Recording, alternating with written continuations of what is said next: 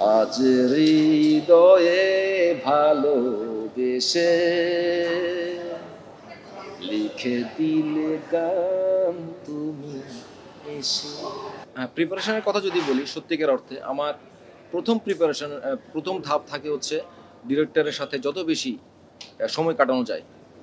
অর্থাৎ যে এখানে যে ক্যারেক্টারটা, এই ক্যারেক্টারের নাম হচ্ছে ডাবলু। ডাবলুকে আমি কখনো চিনি না, যেরকম অন্যান্য ক্যারেক্টারকে আমি চিনি না। এটা আমি ডিরেক্টরের মাধ্যমে চিনি।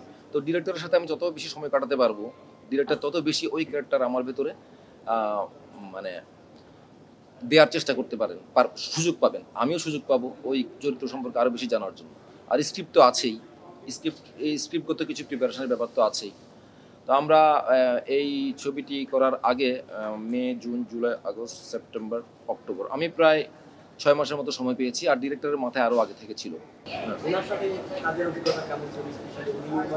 ওনার সাথে কাজ করতে গিয়ে আসলে আমি যখন ৬ মাস আগে এই প্রজেক্টের সাথে যুক্ত হই, এরপরে যত সময় গিয়েছে তত আমার মনে হয়নি যে ওনার সাথে আমার প্রথম কথাবার্তা হচ্ছে। এই প্রজেক্টের মাধ্যমেই ওনার সাথে আমার মূলত পরিচয়। এর আগে এমনি দেখা হয়েছে, হাই হ্যালো হয়েছে, তেমন কিছু না। কিন্তু পরিচয় হওয়ার পর থেকে আমার মনে হয় না যে একটা মানুষের সাথে নতুনভাবে পরিচিত হলাম। আমার মনে হয়েছে যে ওনাকে হয়তো আমি অনেক দিন ধরে চিনি, কারণ উনি ওনার চরিত্রগুলোকে নিয়ে খেলেন। উনি অনেক দিন ধরে কাজ করছেন। উনি অনেক পারফর্মারের সাথে কাজ করেছেন, পারফর্মারদের বিট বোঝেন, সব কিছু বোঝেন।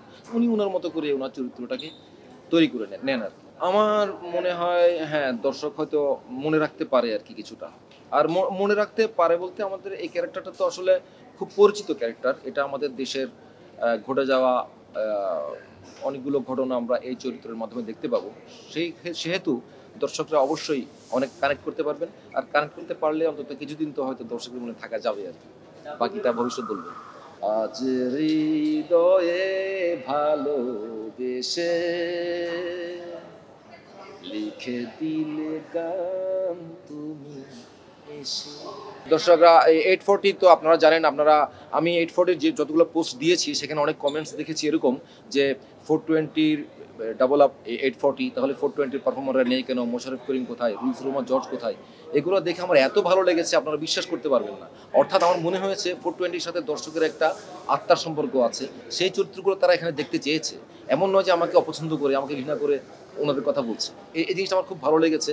তো 420-র দর্শকরা অবশ্যই 840 দেখবেন। এবং আমি যতটুকু টের পাচ্ছি যে দর্শক বেশ উদ্গ্রীব হয়ে আছে এই কন্টেন্টটা দেখার জন্য। আপনারা কন্টেন্টটা দেখেন। সিনেমা হলে 13 তারিখ থেকে মুক্তি পাচ্ছে। আপনাদের জন্য অনেক শুভকামনা রইল। আপনারা সবসময় ভালো থাকবেন, সুস্থ থাকবেন। ধন্যবাদ।